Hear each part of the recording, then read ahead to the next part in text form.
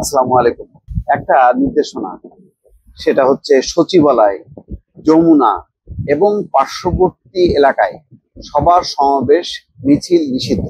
BNP DMP সচিবালয়, যমুনা এবং পার্শ্ববর্তী এলাকায় সবার সমাবেশ মিছিল নিষিদ্ধ। এর আগেও কিন্তু কয়েকবার দেওয়া হয়েছিল, কিন্তু সেটা কিন্তু উপেক্ষিত হয়েছে ডক্টর মোহাম্মদ ইউনূসের সমর্থিত এনসিপি বা জামাত, তারাও করেছে এবং আওয়ামী লীগ নিষিদ্ধ হয়েছে।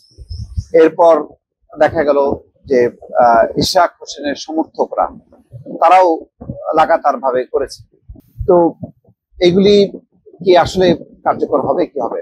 একটা বিষয়ে অনেকে শঙ্কা করছেন যে ঈদের পর নানা ইস্যুতে রাজনৈতিক দলগুলো মাঠ গরম করবে। বিভিন্ন পেশাদার সংগঠন আছে, সচিবালয়ের কর্মচারীরা আছে, কর্মকর্তারা আছে, আরো নানান। কারোর সাথেই তো আসলে সরকার সেইভাবে সফলভাবে যে সংলাপ করছে, আলোচনা করছে তা না।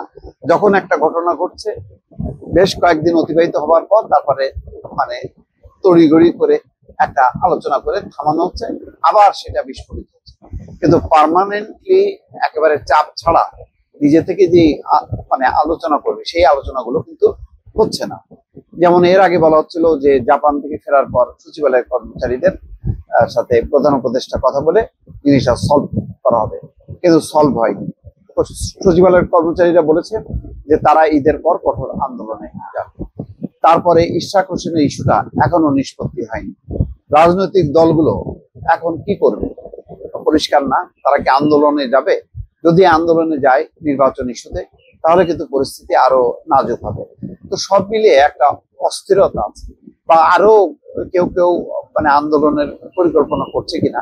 এবং সবগুলো কিন্তু কেন্দ্রবিন্দু হচ্ছে যমুনা, শাহবাগ, তারপরে শেরাটন, সামনে আশেপাশে এলাকা, এইগুলো এবং সচিবালয়। তো এই জায়গাগুলো খুবই একটা কেন্দ্রীয় জায়গা বা ক্ষমতার শীর্ষ প্রাণ কেন্দ্র বলা যায়। এই জায়গাগুলোতে যখন নাকি একটি সমাবেশ হয় বা একটা অবস্থান চলে, পুরো ঢাকা শহর কিন্তু কলাপস করে। ঈদের পরে কি হবে পরিষ্কার না।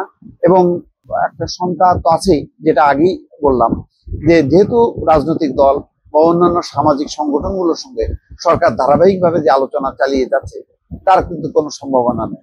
জুলাই ঘোষণাপত্র হবে সামনের মাসেই। তো সেই ঘোষণাপত্রকে ঘিরে সেটা কি ঐক্যমত্যের ভিত্তিতে হবে, নাকি সরকার তার মতন করে ঘোষণা করবে, এটাও পরিষ্কার না। সেটা নিয়েও একটা তোলপাড় অবস্থা চলতে পারে। এখন শঙ্কার বিষয় হচ্ছে যে শেখ হাসিনা বিরোধী যে রাজনৈতিক দলগুলো আছে, তাদের মধ্যে না দ্বন্দ্ব বিবাদ রাজপথে গড়ায়। সেটা যদি গড়ায়, তাহলে সেটা নিয়ন্ত্রণ করা কিন্তু সরকারের জন্য খুব কঠিন হবে। এই অবস্থায় পুলিশ প্রশাসন তারা কি অবস্থান নেবে, তারা কি করবে?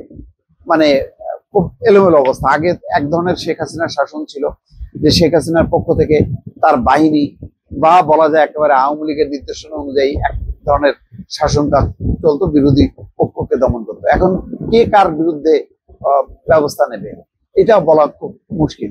সুতরাং আলাপ আলোচনা, এই পরিবেশটা যদি অব্যাহত জোরালো না হয় ঈদের পর, তাহলে কিন্তু পরিস্থিতি খুব প্রতিকূলে যাবে। দর্শক ভালো থাকবেন, আল্লাহ হাফিজ।